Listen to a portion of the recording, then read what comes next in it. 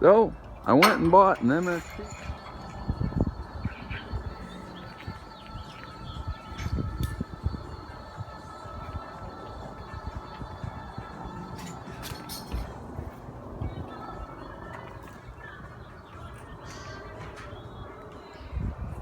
So I know this started off as a Protege 5 turbo rebuild series, but things have changed.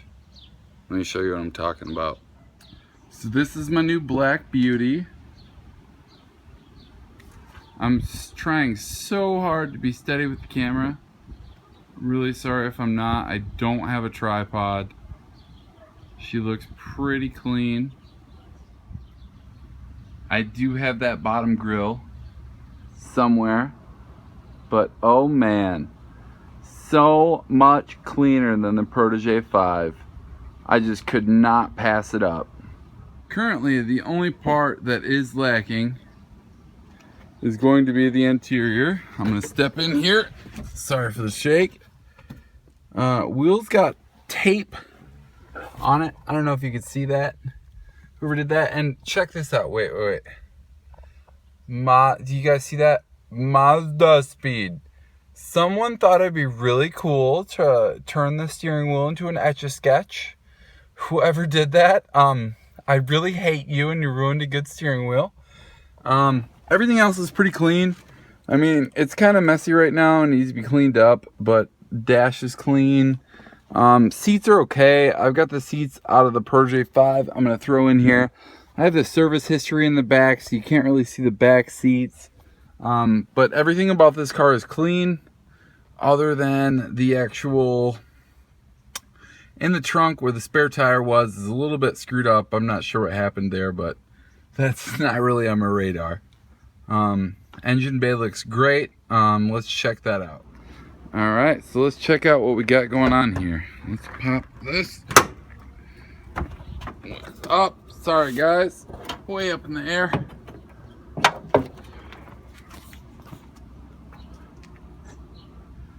So this is the engine bay. Steering rack is gonna get replaced. That exhaust right there is garbage. Throwout bearing that's in there is toast. We're gonna replace that as well. We already have a replacement here. But this whole engine bay looks pretty freaking good. There's like one rust spot right there, and that's all I can see on the entire car. Everything else is clean, the fenders and stuff. I got like one spot on the rear, but it's not enough for me to worry about it. Wiring harness is a mess. It was not treated the same way mine was detailed when we took it apart. All right, so let's take a look at the garage here.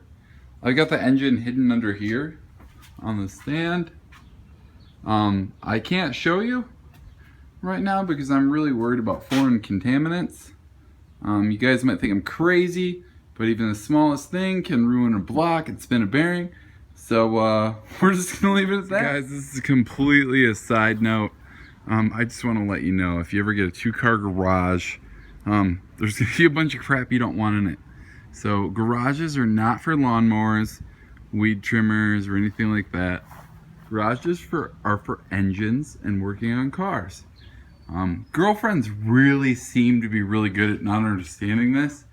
But as you can see, with 2 engines, which I got one here and then pardon the pan, one over here, every time I go over my garage, I have to pull out 2 implements. And it's really a pain in the ass. All right, guys, so we're sitting in our P5 shell just dreaming about what's gonna happen to this. Honestly, I really want to turn it into a go-kart. We'll see what happens. I don't know if that's gonna happen. It might end up at the wreckers. But honestly, the next part about building any engine is cleanliness, cleanliness, cleanliness, cleanliness, cleanliness. And now, I know I just said that probably 4 times, but honestly, I cannot stress it enough. If you want to spin a bearing, go ahead, build your engine in a dirty shop, but that's not how we do it. I replace that O-ring too.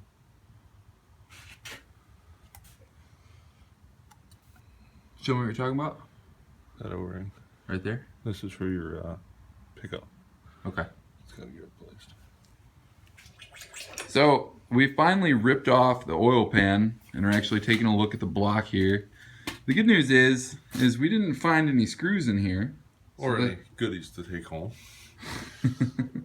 It's definitely a good thing. Yeah, just more seals to replace, and that'll do her. You got your handy dandy light handy? Somewhere. Alright, so we're inspecting the lower end for as far as crankshaft wear, any bearing wear. We checked the end play of the crankshaft. We found it to be acceptable. Okay, so I just want to say one thing.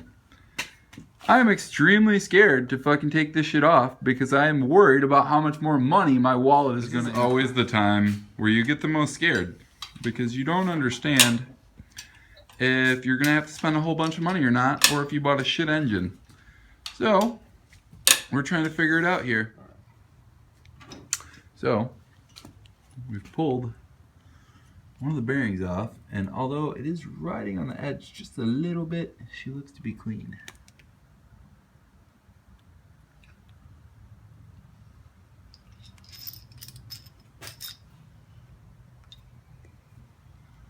You can see it's slightly on the edge, and you can see his fingerprint there.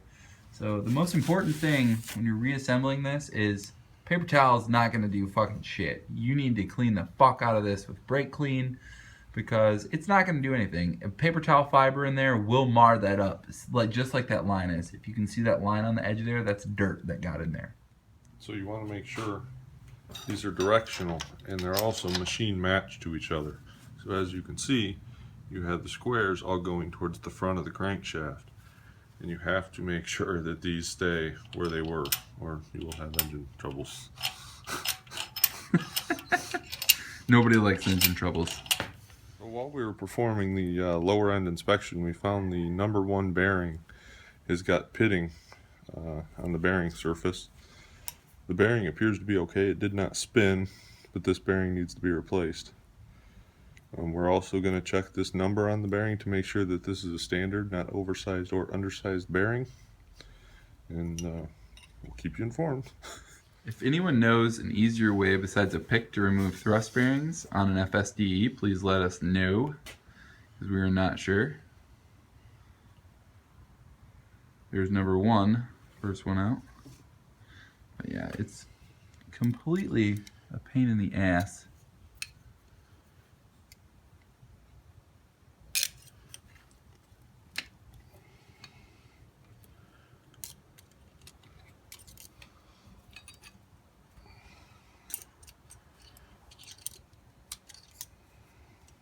And number 2.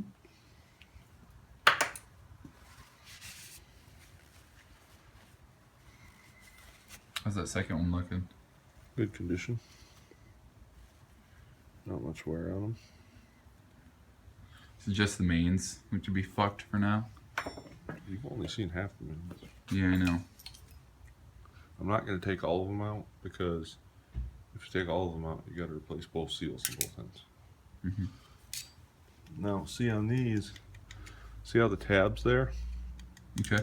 These will only come out one way because that tab won't allow the bearing to spin. So you got to push from this side a little bit. And see how it popped up? Yeah. Then you got to get in there and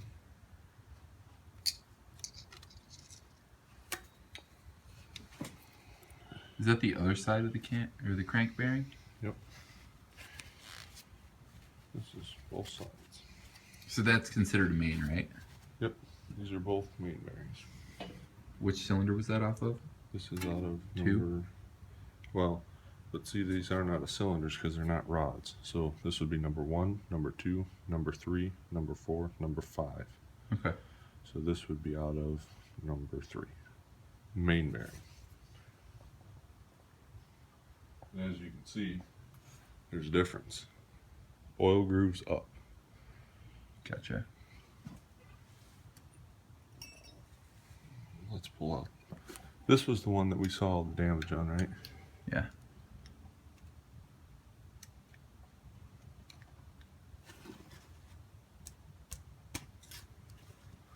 That one's tight.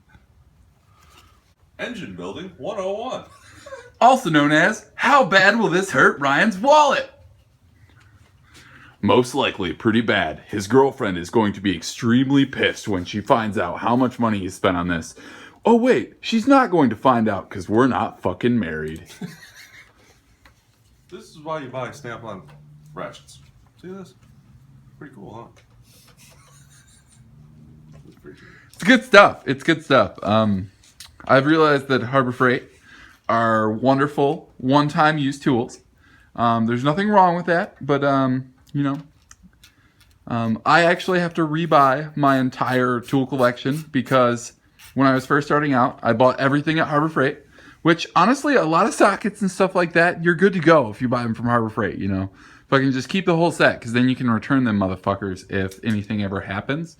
And it's nothing, as long as you have the whole set. If you're missing one piece, they will not let you return it, even though there's a lifetime warranty on it. So yeah, just keep that in mind. On the next episode of How Much Money is Ryan Going to Spend, we are not pulling the head off the used motor that we've purchased. Oh my god, it looks so pretty. We haven't looked at anything yet or inspected anything yet, but there's shiny. I like shiny. Shiny's good. Ooh, shiny. Alright, so we're actually looking at the timing belt now. I'm not sure if this is acceptable play, but since we're having the motor apart, the timing belt's obviously going to be replaced.